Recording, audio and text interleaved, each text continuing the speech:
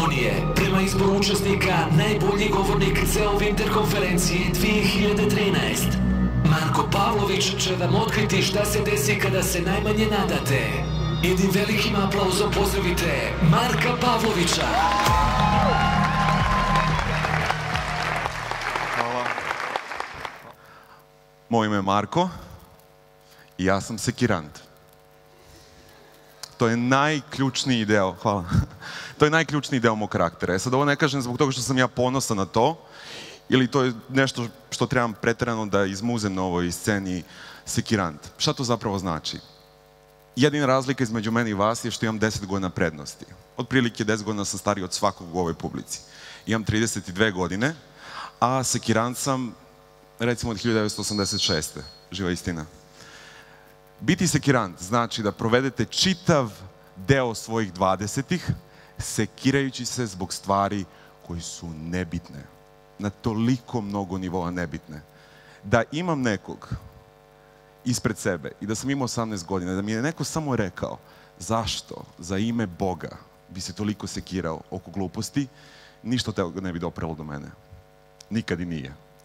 Ja sam sekirant i to je nešto na čemu radim intenzivno. Sekirant sam 86. jer je počelo sve sa odlaskom na pijacu sa mojom babaradom koja, by the way, uz dužno poštovanje Viktoru Hugovu je najcitiranija osoba u mom životu. Babarada je bila funkcionalno nepismena, završila je 2 razreda osnovne škole i nikad u svom životu nije imala prostora za bilo kakav doom and gloom. Jednostavno nije verovala u bilo kakvu opciju, jadan ja. Ali Babarada je volila da se sekira. Na pijaci kupovala je stvari i ispizdala oko najmanjeg detalja. Paradajz je ovoliko, ova žena je ovako neljubazna. Babarada se hronično sekirala oko svega. Kad si samohrana majka 50-ih i 60-ih, kad znaš samo da se potpišeš i kada radiš 9 sati dnevno tako što pereš ručno hladnom vodom flaše vinjaka u Župskom Rubinu, imaš dovoljno prostora za sekiranje. Skratit ću ovaj uvod jednom jednostavnom rečenicom. Ako sam nešto naučio u svojim 20-im, a to je nema svrhe sekirati se. Avion će da se struši ili da sleti. Položit ćete ispit ili nećete položiti. Neki skot će vam slomiti srce, oterat ćete ga u 3 lepe. Krug.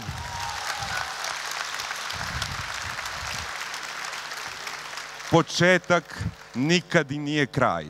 Nema ničega u ovom trenutku u vašem vremenu što je kraj. Ovo vam govori neko koji ove godine morao da uzme 2 meseca zbog zdravstvenih razloga i nisam 2 meseca mogao da radim. Neki ljudi zamišljaju pakao što slušaju Seku Aleksić na repeat. Ja zamišljam pakao tako što 2 meseca ne mogu da radim. To nije bio izbor, to je bilo moranje. Neke stvari dođu na svoje mesto, nezavisno od toga da li želite ili ne želite. Ako ima sekiranata među vama, puno bi mi značilo zbog ove grupne terapije da mi dignu ruku. Jel ima sekiranata? O, dobar dan sekiranti! Molim vas jedan veliki aplauz za sekirante. I undercover sekirante koji ne žele to da priznaju. Prošle godine sam također postavio jedno pitanje koje mi je intimno jako bitno. Pitanje je vrlo jednostavno. Koliko ljudi od vas želi da živi bolji život od onoga koji živi danas? Jednaki broj ljudi. Koliko ljudi među vama ima jasnu, zacementiranu ideju o tome kako želi da svoj život učini boljim? Jer vidite moju poentu. Ništa nije zacementirano. I ništa nije 100%. Pa čak ni ovaj govor koji može otići u 30 različitih smerova. 3 stvari koje su za mene lično bitne. I ponovo govorim iz svog iskustva, jeli? Ceo koncept, kad se najmanje nadaš, mislim da je veliko sranje. Mislim da je veliko sranje iz jednog prostog razloga, što nema nikakvog uporišta u realnosti. Zamislite da je vaša nada u nekom fizičkom obliku. Zamislite recimo da je vaša nada u tečnom obliku i vi je stavite na ringlu. I sad kažete, danas mi je bitan ovaj ispit, danas mi je bitan ovaj sastanak sa momkom, danas mi je bitan ovaj intervju za posao, ali ne bi trebalo toliko da se nadam. Pa ću uzeti ringlu i onda ću smanjiti na 30. Ali ako vam je stalo, kako možete manje da se nadate? Kako možete da spustite tu ringlu, da zatvorite tu ringlu, da zatvorite taj prostor ako vam je stalo? Ako vam je istinski stalo, ceo koncept kad se najmanje nadaš, ponavljam, je veliko sranje. Tako da, ovo sve sam nazvao kad se najmanje nadaš, zbog toga što mislim da nema uporišta u realnosti. Iz 3 razloga. Prvi razlog je, ovaj posao sam obavljao srećnim sticajem okolnosti.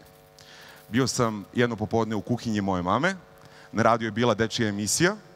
Na radio emisiji je bio generalni sponsor Mlin iz okoline Kruševca, iz jednog sela iz okoline Kruševca, odakle ja dolazim. I oni su nudili 6 kilograma brašna klincima koji se jave. Ne moraš ništa radiš, trebaš da uzmeš slušalicu da pričaš o značenju života. Ili onome što je tvoj život u tom trenutku. Majka je okrenula broj za mene. 6 kilograma brašna. 91. Ej.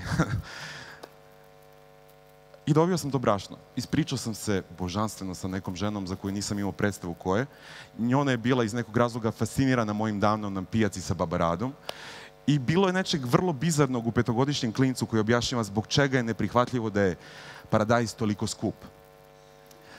Svaka stvar od tada je bila na tom nivou, iako sam tek kasnije mogao da shvatim zbog čega više to nije imalo svrhe, bila je upravo na tom nivou kad se najmanje nadaš. Nikad nisam dozvolio sebi da se manje nadam.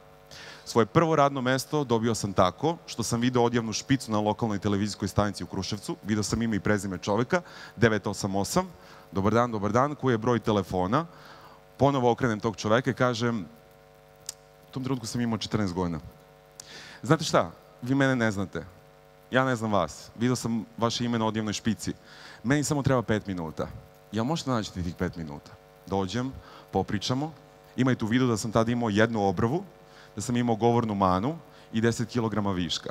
Ništa u vezi mene nije govorilo televizija.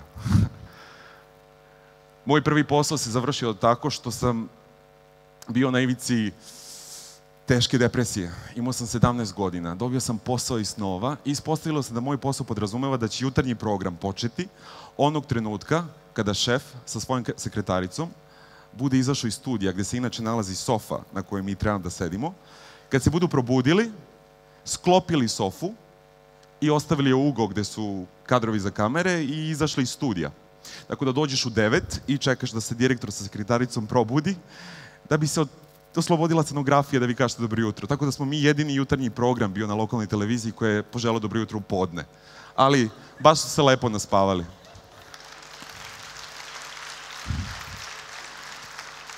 Moj prvi posao u Beogradu, 19 godina, U-Info kanal. Sada je deo istorije, nekad je bio kanal koji je bio kanal Državne zajednice Srbije i Crne Gore. Završi se razgovor za posao, koji sam takođe dobio što sam podigao broj telefona, videvši na odjavnoj špici direktora jutarnjeg programa. Pružio je ruku, rekao je ovo je jedan od najboljih intervjua koje sam imao, jako si entuzijastičan, to mi se jako dopada svaka čast. Jel imaš 300 dinara da mi pozajmiš? I kontam, to generalno nije dobar početak karijere u Beogradu, ali on ima 40 godina, odrastao je, meni baš treba ovaj posao. I ja, koji sam imao taman toliko novca, da platim autobus do Beograda, pošto sam tada još uvijek bio 4. razred srednje škole, da odradim taj razgovor, da kupim par knjiga i da se vratim. I ja sam mu dao 300 dinara, zato što nisam znao za bolje. I onda sam narednih godinu dana popodne radio smenu u McDonald'su, a prepodne sa odelom i sa 3 sloja pudera poželeo dobro jutro. E sad, kada želite dobro jutro imaginarnom auditorijumu, a popodne čistite WC šolje u McDonald'su, treba dosta samopouzdanja da iznivelišete dan. I treća epizoda je, na kraju, konačno sam došao do prime time-a. Prime time je u mom slučaju bio 7 uveče. Dobio sam termin kad se emituje televizijska slagalica, što je ekvivalent kao da izađete na scenu posle Tine Turner i krenete da radite ovo. Nekako nema svrhe, ali svejedno. Emisija o ekonomiji u 7 uveče, od ponedeljka do petka. I to nekako krene. I mi to vozimo. I nas je 2 koji to radimo. Ali ne vidi se na ekranu. Dobar dan, Marko.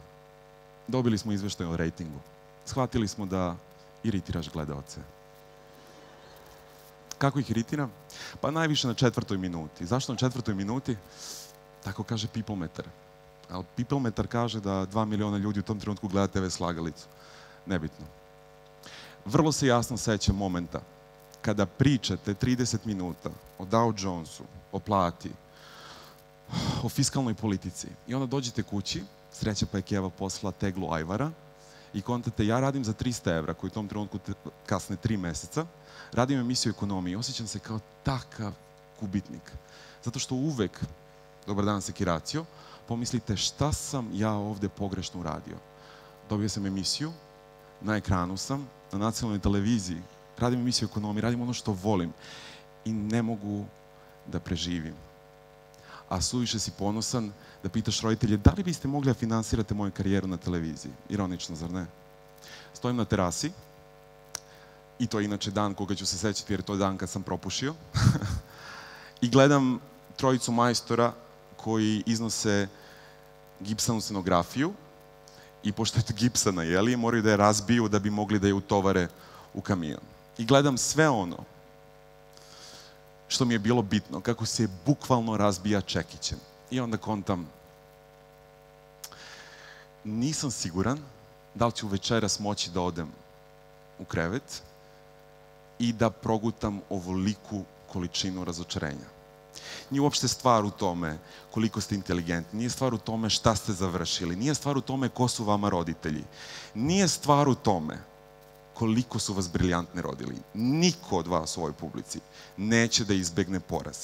On će se desiti, ne nužno kad se najmanje nadaš, jer je to sad nebitno za priču, ali nemojte da živite u ubeđenju da ćete izbeći poraz.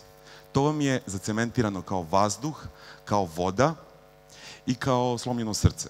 To se podrazumeva. Ali svako od vas ima tu moć da odluči da li će zbog toga da ostane na kauču sa 3 kilograma, u mom slučaju čokolade, i da se podigne za dan, 3 ili 4. Svako od vas ima izbor da li će da ostane na kauču i da gleda trash jutarnji program ili u mom slučaju teleshop ili da se podigne dalje. To je sve u vašoj odluci.